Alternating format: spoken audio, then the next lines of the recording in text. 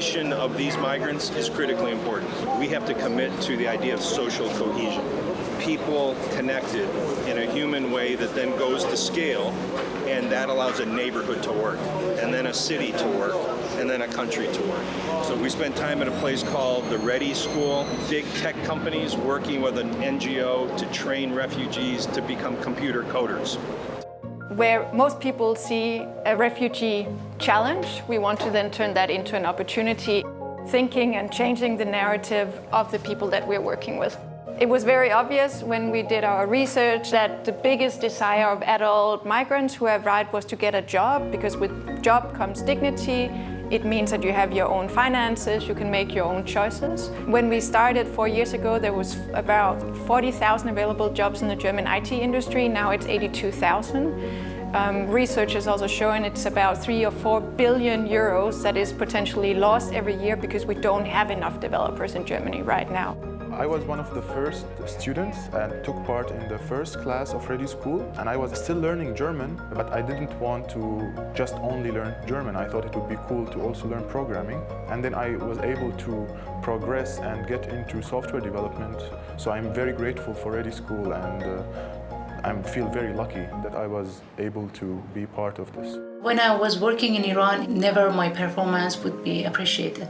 So I was looking for chances outside of the country. I get to know ReDI School. I got a lot of practice, and I've been introduced to one of the big firms in Germany, and I started my internship as a data scientist. I believe everyone deserves to have a chance to apply what they've learned in the job market.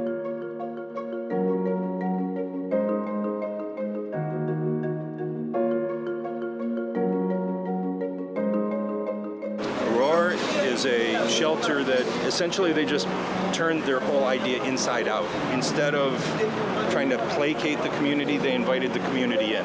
So the third center, that's for the refugees who have the status. Our job is to support them towards housing and job. Yeah. And actually, so we have 100 men. It's working really well. 60-70% have a job. What we're trying to do is to open up the centers to the general public.